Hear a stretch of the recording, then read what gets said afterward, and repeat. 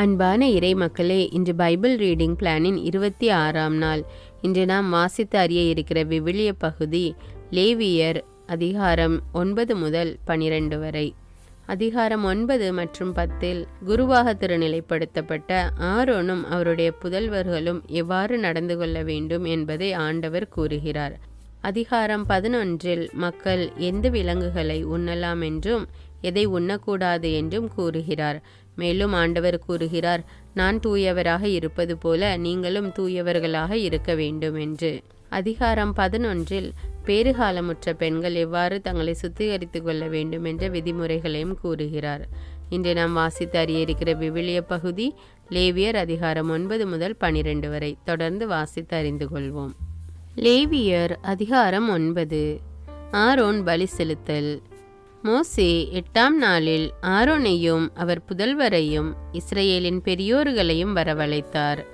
அவர் ஆரோனிடம் கூறியது, நீ பாவம் போக்கும் பலியாக ஊனமற்ற காளை கன்றையும் எரிபலியாக ஊனமற்ற ஓர் ஆட்டுக்கிடாயையும் தேர்ந்தெடுத்து ஆண்டவர் திருமுன் கொண்டு வா. இஸ்ரவேல் மக்களுக்கு நீ சொல்ல வேண்டியது, ஆண்டவர் திருமுன் பாவ கழுவாய் பலிக்காக 1 வயது நிரம்பிய மறுவற்ற காளை கன்று ஒன்றையும் செம்மறிக்கிடாய் ஒன்றையும் நல்லுறவு பலிக்காக ஒரு காளையையும் ஒரு ஆட்டுக்கிடாயையும் எண்ணெயோடு கூடிய உணவு படையல்களையும் கொண்டு வாருங்கள். ஏனெனில் இன்று ஆண்டவர் உங்களுக்கு தோன்றுவார். அவர்கள் மோசே கட்டளையிட்டவற்றை சந்திப்பு கூடாரத்திற்கு முன்பாக கொண்டு வந்தார்கள். சபையார் அனைவரும் வந்து ஆண்டவர் முன்பாக நின்றனர். அப்பொழுது மோசே, நீங்கள் செய்யுமாறு ஆண்டவர் கட்டளையிட்டது இதுவே. ஆண்டவரது மாட்சி உங்களுக்கு தோன்றும் என்றார். மோசே ஆரோனிடம், நீ பலிபீடத்தருகில் வந்து உன் பாவம் போக்கும் பலியையும் எரிபலியையும் செலுத்தி உனக்காகவும் மக்களுக்காகவும் கரை நீக்கம் செய்வாய். ஆண்டவர் கட்டளைப்படி அதற்காக மக்கள் செலுத்த வேண்டிய பலியையும் செலுத்தி அவர்களுக்காக கரை நீக்கம் செய்வாய் என்றார்.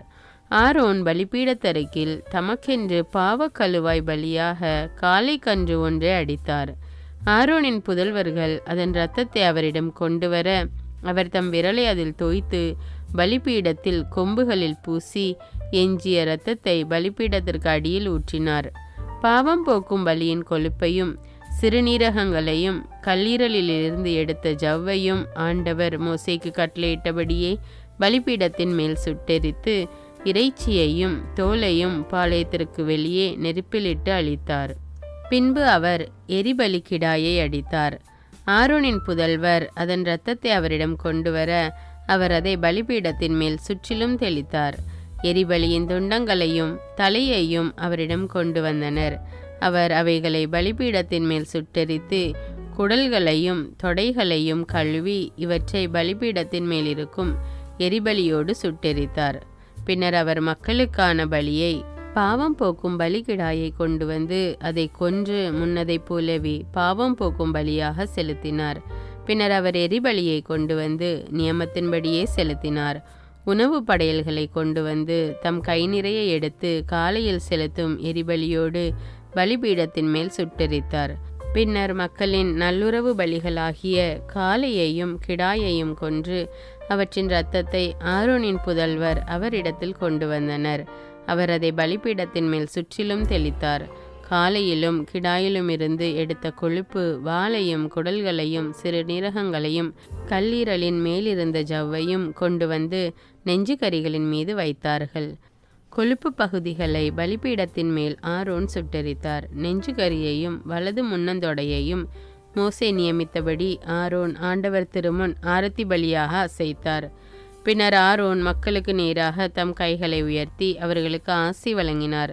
தாம் பாவம் போக்கும் பலியையும் எரிபலியையும் நல்லுறவு பலிகளையும் செலுத்திய பின் கீழே இறங்கினார்.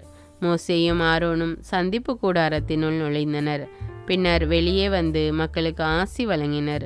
அப்போது ஆண்டவருடைய மாட்சி மக்கள் அனைவருக்கும் தோன்றியது. ஆண்டவர் முன்னிலையில் இருந்து நெருப்பு புறப்பட்டு வந்து பலிபீடத்தின் மேலிருந்த எரிபலியையும் கொழுப்பையும் விழுங்கியது.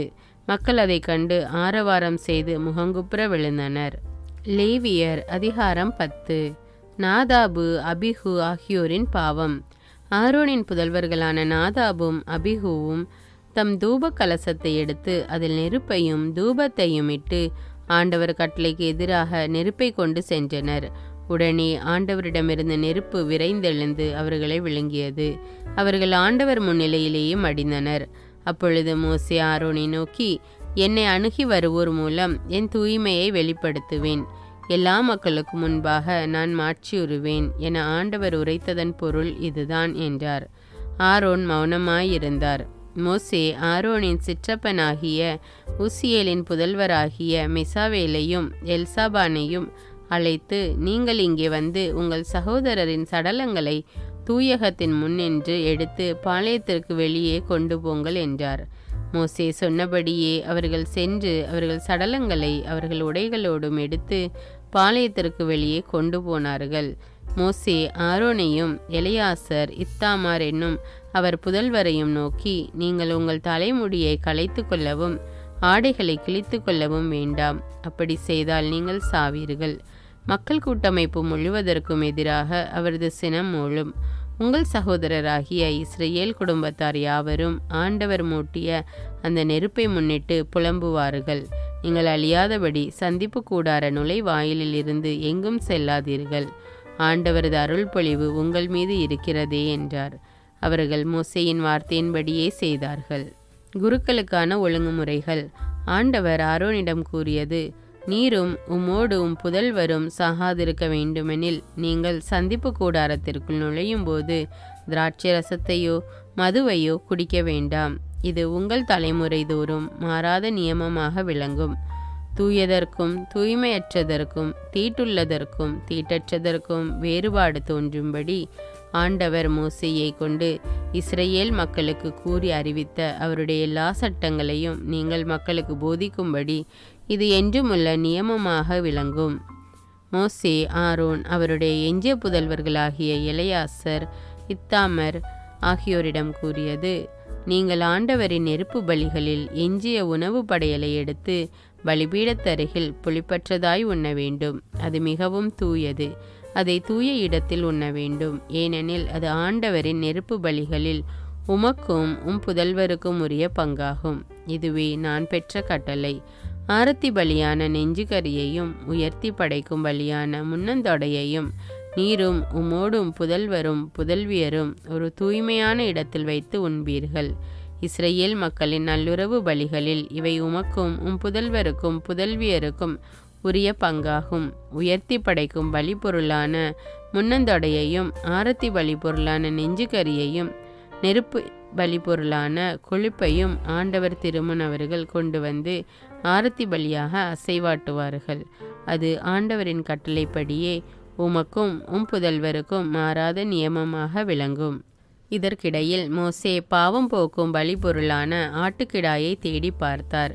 அது எரித்தளிக்கப்பட்டிருந்தது. எனவே மோசே ஆரோனின் எஞ்சியிருந்த புதல்வராகிய எலியாசர் இத்தாமர் மீது கடும் சினமுற்று சொன்னது, நீங்கள் பாவம் போக்கும் பலியை தூய தலத்தில் ஏன் உண்ணவில்லை? அது மிகவும் தூயதன்றோ? மக்கள் கூட்டமைப்பின் குற்றப்பலியை ஏற்றுக்கொண்டு நீங்கள் ஆண்டவர் திருமுன் அவர்களுக்கு கரை நீக்கம் செய்ய ஆண்டவர் அதை உங்களுக்கு கொடுத்தார். அதன் இரத்தம் தூயகத்திற்குள் கொண்டு போகப்படவில்லை. ஆகையால் நீங்கள் அதை நான் கட்டளையிட்டபடி தூயகத்திலேயே உண்டிருக்க வேண்டும். உடனே ஆரோன் மோசேயை நோக்கி, ஆண்டவர் திருமுன் பாவம் போக்கும் பலியும் எரிபலியும் செலுத்தப்பட்ட இன்றுதானே எனக்கு இப்படி நடந்தது. எனக்கு நேரிட்ட துன்பம் உமக்கு தெரியாதா? நான் பாவம் போக்கும் பலியை இன்று உண்டிருந்தால் அது ஆண்டவரின் பார்வைக்கு உகந்ததாயிருக்குமோ என்றார். மோசே இதை கேட்டு அமைதியடைந்தார். லேவியர் அதிகாரம் 11. உண்ணத்தக்க விலங்குகள்.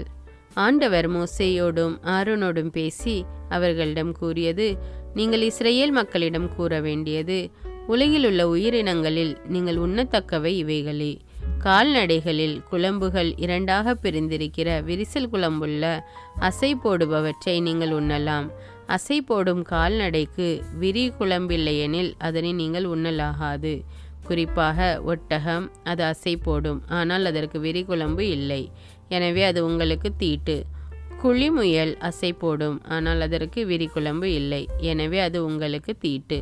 முயல் அசை போடும், ஆனால் அதற்கு விரி குழம்பு இல்லை, எனவே அது உங்களுக்கு தீட்டு. பன்றி இரண்டாக பிரிந்திருக்கும் விரி குழம்புடையது, ஆனால் அது அசை போடாது, எனவே அது உங்களுக்கு தீட்டு.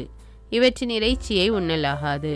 இவற்றின் சடலங்களை தொடவும் கூடாது. இவை உங்களுக்கு தீட்டானவை. நீர்நிலைகளில் இருப்பனவற்றில் நீங்கள் உண்ணத்தக்கவை. கடல்களும் ஆறுகளும் ஆகிய நீர்நிலைகளில் இருப்பனவற்றில் துடுப்பும் செதிலும் உள்ளவை அனைத்தும் நீங்கள் உண்ணத்தக்கவை. ஆனால் கடல்களும் ஆறுகளும் ஆகிய நீர்நிலைகளில் செறிந்திருக்கும் உயிரினங்களும் துடுப்பும் செதிலும் அற்றவை உங்களுக்கு அருவருப்பு. அவை உங்களுக்கு அருவருப்பு. அவற்றின் இறைச்சியை உண்ணலாகாது. அவற்றின் சடலங்களை அருவருப்பாக கருதுங்கள். நீர்வாழ்வனவற்றில் துடுப்பும் செதிலும் அற்றவையாவும் உங்களுக்கு அருவருப்பு.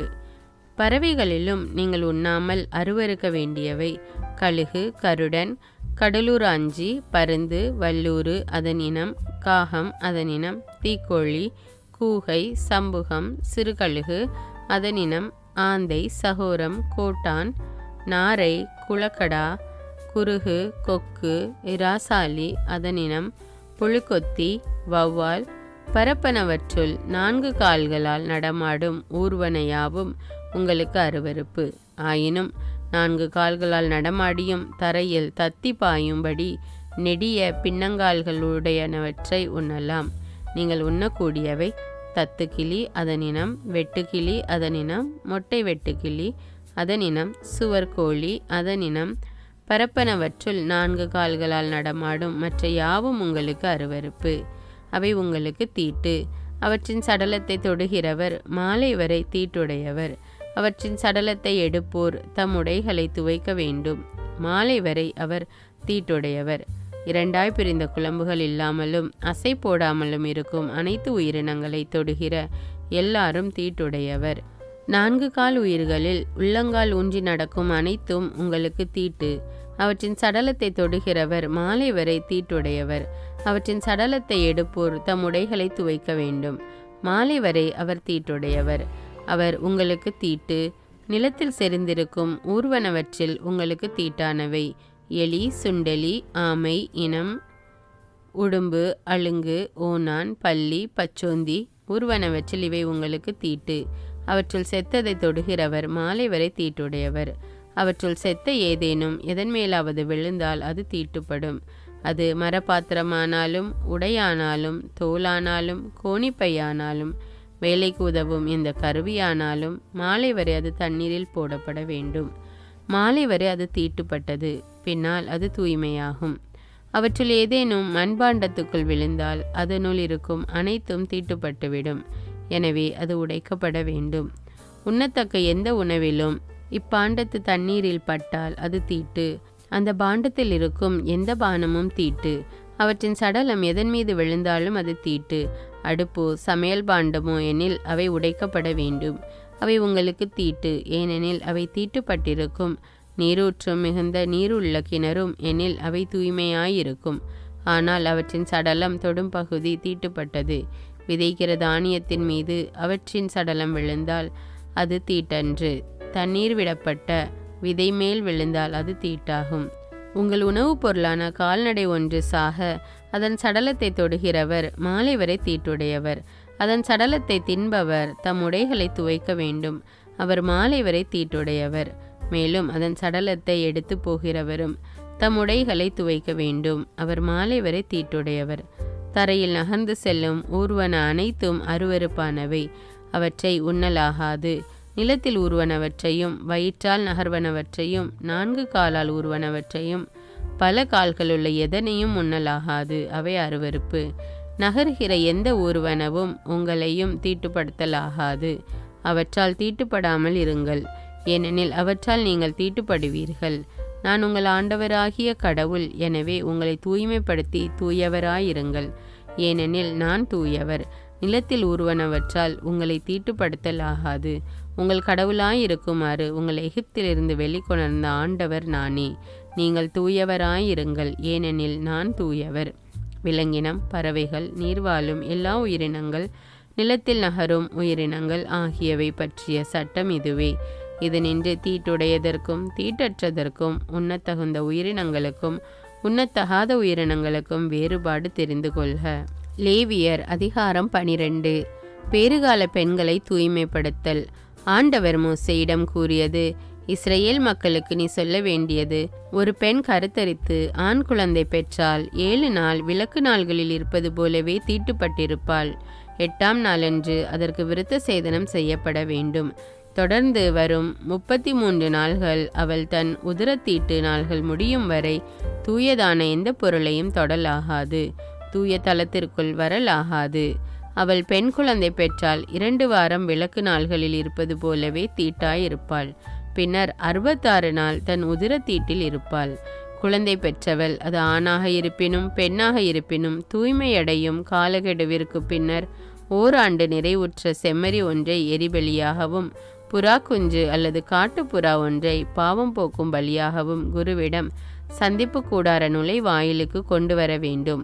அதனை அவர் ஆண்டவர் திருமுன் கொண்டு வந்து அவளுக்கு கரை நீக்கம் செய்வார்.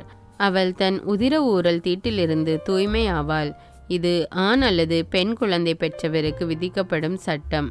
ஆட்டுக்குட்டி கொண்டு வர வசதி இல்லாதவள் 2 காட்டுப்புறாக்களையோ 2 புறா குஞ்சுகளையோ கொண்டு வந்து ஒன்றை எரிபலியாகவும் மற்றதை பாவம் போக்கும் பலியாகவும் படைத்து அவற்றால் குரு அவளுக்கு கரை நீக்கம் செய்வார். அப்போது அவள் தூய்மையாவாள்.